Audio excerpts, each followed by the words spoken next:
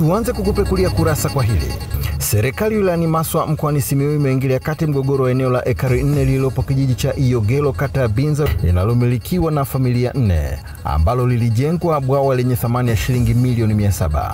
Familia zinazodai fidia ni pamoja na Jilala Hinda ambaye ni marehemu, Lwenge Malale, Mahona Matias na Gwisu Jilala. Wamesema hivi, watanilipa mapesa, pesa ngapi? Wasema kwamba watakapokuja wakutathmini. Kama ni bure, sitaruhusu. Eneo langu limeanza kuchimbwa hivi vitu. Wala sijasemeshwa na sifahamu kitu chochote. Na yule mzee nilimfuata mimi mwenyewe. Yule mzee Jilala Hinda ambaye ni marehemu. Nikamfuata tukaenda naye kule juu ile bwawa. Tulikuwa tunanyweshea ng'ombe kule juu kule kwenye milima. Wakapima, yule mzee akasema ya kwamba mtanipa, akamwambia diwani tutakupa chochote. Alitamka yeye kama yeye kwamba eneo hili ninalitoa.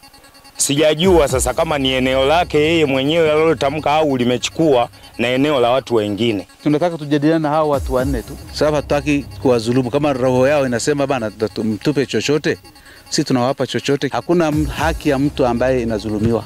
Nimshukuru mkuu wa wilaya kwa kweli kwa kuja kututatulia huu mgogoro ambao ulikuwepo, na sasa sisi tutafanya kazi kwa amani. Tuendelee na kurasa. Wananchi wa mtaa wa Yombo kata ya Kiwalani Ilala Dar es Salaam wameiomba serikali kuwapatia eneo la stendi karibu na reli ili kupunguza msongamano wa magari ya abiria.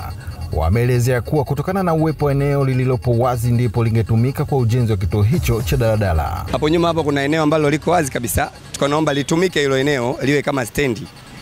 Naona mtusikie mamlaka maalumu na kila sehemu ambayo mnatusikia. Mtusikie kwa kwamba tunahitaji stendi. Tuna changamoto sana katika daladala zetu hizi. Huku kwanza hatuna stendi. Kwa hiyo upakiaji wetu nao unakuwa mgumu na abiria nao wanapata tabu. Naona sehemu nyingi zina stendi. Naona halmashauri inachukua ushuru kama kawaida. Na hapa tungepata stendi ingekuwa vizuri. Eneo lipo lakini halmashauri tutengenezee stendi, tupate stendi na wao wapate kipato kuingizia serikali. Hii ni Kiwalani. Magari yote yanageuzia hapa. Ona mwandishi kama hapa panatosha magari kugeuzia hapa. Ajali kila siku ziko hapo. Ukigeuka pale nyuma kioo cha gari kimevunjwa jana usiku nyuma yako hapo. Lakini pangekuwa na eneo kubwa, magari yangekuwa na paki, yanaondoka vizuri, kila kitu kingekuwa safi. Ushuru unapatikana, watu wanatoa kodi zao na kila kitu kinaenda sawa. Tumalizie kurasa kwa hili. Moto ambao chanzo chake hakijafahamika umeteketeza samani za ndani na fedha kiasi cha shilingi 300,000 ndani ya nyumba ya Minza Kilenge, mkazi wa mtaa wa Lutozo, mamlaka ya mji mdogo wa Katoro mkoani Geita. Nimetoka zangu kazini, nikafika nikawasha jiko, nikaanza kupika, nikaivisha, nikaenda kulala, watoto wakatoka shule wakaja wakaniamsha. Nikawa nasikia kama kichwa kinauma, baadaye nikawa nimetoka nje ili nijimwagie maji. Ndio nikakaa hapo mlangoni. Nimekaa tu kidogo. Nikasikia kama kitu kinaungua. Kuchungulia kwenye jiko siunguzi kitu. Nikarudi nikakaa. Hazijapita hata dakika ngapi. Moto sasa ukawa umetanda juu hadi na dirishani nikauona. Ndio nikawa nimetoka sasa kwa majirani kuanza kuita jamani ajali ya moto kwangu. Vya samani kulikuwa na magodoro 3 na kulikuwa na pesa kama 300. Hiyo pesa nilichukua jana kwenye mchezo. Kuzima moto wananchi ndio wamekuja tu kusaidia, tukaa tunazima na mchanga na maji, tunaloa hapo maji hapo tunamwaga. Mbaba mmoja hivi akajitokeza, alikuwa anazima moto ile ya mkononi ya kuzima ya kupuliza tu ikatusaidia. Jabaki chochote hapo, labda tunaomba tu wananchi wote mwenye msaada wote tu atusaidie.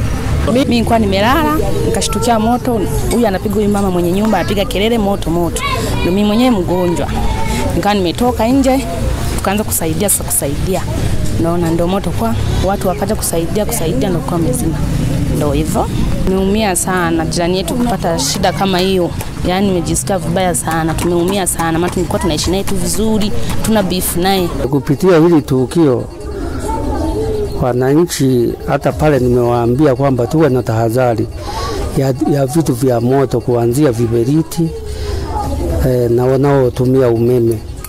Tuwe na tahadhari kubwa sana kuogopa moto.